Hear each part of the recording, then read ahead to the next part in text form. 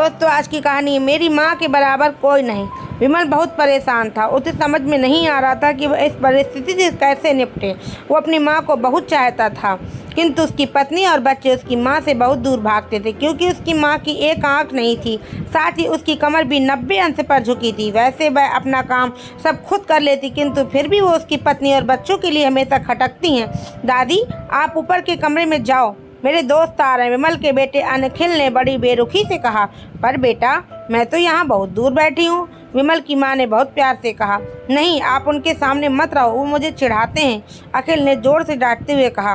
क्या हुआ अखिल, क्यों चिल्ला रहे हो? विमल की पत्नी कामनी ने किचन से ही आवाज़ लगाई। देखो ना माँ, ये दादी यहीं ड्राइंग रूम में बैठी हैं और मेरे दोस्त आ रहे हैं, अखिल ने शिकायत भरे लहजे में कहा। माँ जी, आप ऊपर चली जाओ, क्यों हम लोगों को लजवाती हो? कामनी ने बेटे का पक्ष लेते हुए कहा।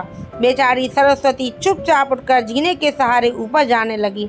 कमर झुकी होने के कारण उन्हें ऊपर चढ़ने में बहुत परेशानी हो रही थी, किंतु वह पूरी ताकत से ऊपर के अकेले कोने वाले कमरे में जाकर बैठ गई। विमल बाजू के कमरे से सब सुन रहा था। उसे कष्ट हो रहा था कि उसकी माँ को अपमानित होना पड़ रहा, किंतु वह असहाय था। अगर वो कुछ कहता है तो पत्नी और बच्चे उसका विरोध करने लगते हैं। दूसरे उनके तर्क भी सही लगते हैं। चूँकि वो एक प्रशासनिक अधिकारी था, उसका सामाजिक स्तर बहुत ऊंचा था, उसकी ससुराल भी एक उच्च घराने में थी, अतः वह चुपचाप इस तरह हर दिन अपनी माँ को अपमानित होते देखता रहता था। रात को विमल की पत्नी ने कहा, देखो जी, आप कुछ करो। कल कलेक्टर साहब की पत्नी आई थी, माँ जी अपनी देसी धुनधारा में उनसे मिली, मुझे बहुत शर्म आ रही थी बताते हुए कि मेरी सास है। मैंने कह दिया कि दूर के रिश्तेदार है, इलाज कराने आई। विमल को रोना आ गया, किंतु फिर भी चुप रहा। उसे समझ में नहीं आ रहा था कि वो क्या करे। अपने बेटे की मन स्थिति को सरस्वती अच्छी तरह से जानती थी और बेटे को कोई कष्ट न हो, इसलिए हर बात चुपचाप सह लेती। विमल बहुत उदास रहने लगा। एक तरफ परिवार और सामाजिक स्तर पर जीने की प्रतिबद्धता थी, तो दूसरी ओर माँ। आखिर माँ से अपने बेटे की यह हालत नहीं देखी गई। एक दिन उसने अपने बेटे से कहा, विमल, बहुत दिन हो गए हैं, मैं अपने गांव जाना चाहती हूँ, मुझे वहाँ पहुँचा दो। मेरा यहाँ मन नहीं लग रहा। किंतु माँ, वहाँ तो कोई नहीं है, तुम्हारी देखभाल कौन करेगा? विमल ने आश्चर्य से पूछा। अरे, सब गाँव वाले तो हैं, और वो तुम्हारे मामा जी तो उसी गाँव में रहते हैं, और फिर हम सारी व्यवस्थाएँ कराएंगे ना। कामनी को तो जैसे मन की मुराद मिल गई हो। हाँ बेटा, बहू सही कह रही, सरस्वती ने लंबी सांस लेते हुए कहा। विमल जानता था कि गांव में माँ की देखभाल करने वाला कोई नहीं, लेकिन अपनी पत्नी की जिद के कारण वह अपनी माँ को गांव छोड़ने पर विवश हो गया। माँ को गांव छोड़कर आते वक्त उसे रोना आ रहा था तथा अपनी बेबसी पर गुस्सा भी आ रहा था, किंतु परिवार, पत्नी और समाज ने उसके इन मनोभाव को दबा दिया और वो सुकून सा महसूस करने लगा। कुछ दिनों के बाद उसके चाचा, जो अमेरिका में रहते थे, आने वाले थे।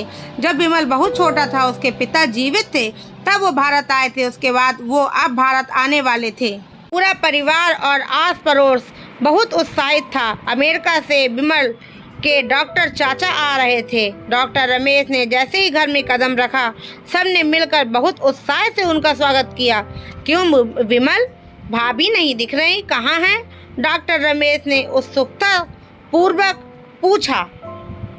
जी, वो गांव में रहती हैं, यहाँ उनका मन नहीं लगा, कामनी ने सपाट लहजे में उत्तर दिया।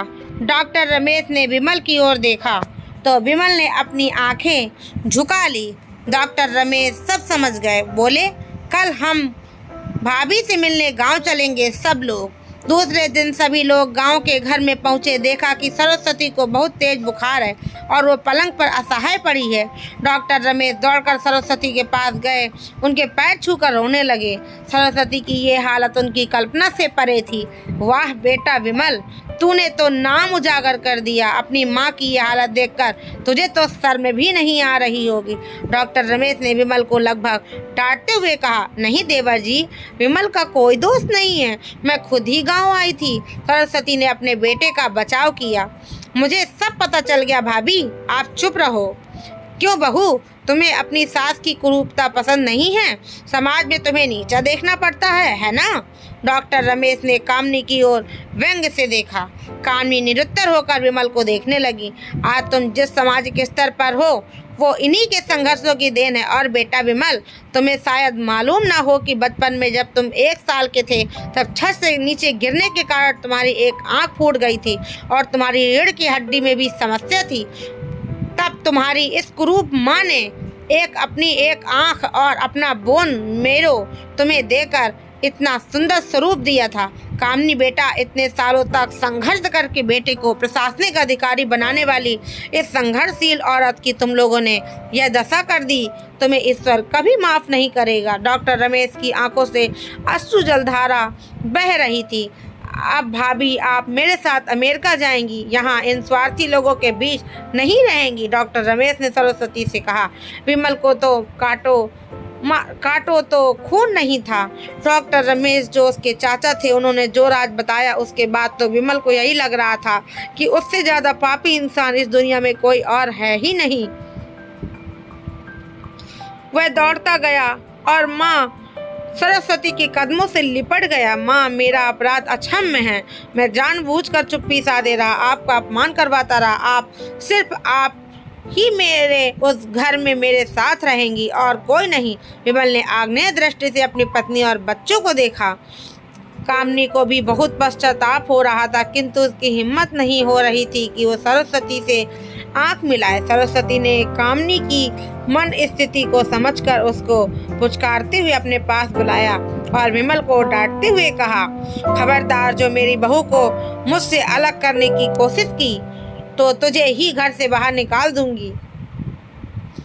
कामनी और बच्चों ने सरस्वती के पैर पड़ते हुए अपने व्यवहार पर माफ़ी मांगी और माँ के हृदय ने उन सबको माफ़ कर दिया। दोस्तों, आपको मेरी ये कहानी कैसी लगी? अगर आपको मेरी कहानी थोड़ी सी भी आपके दिल को छू गई तो प्लीज़ मेरे चैनल को सब्सक्राइब करिए, लाइक करिए, शेयर करिए, कमेंट करिए और कमेंट में बताइए आपको मेरी ये कहानी कैसी लगी। तब तक के लिए जय हिंद, वंदे मातरम।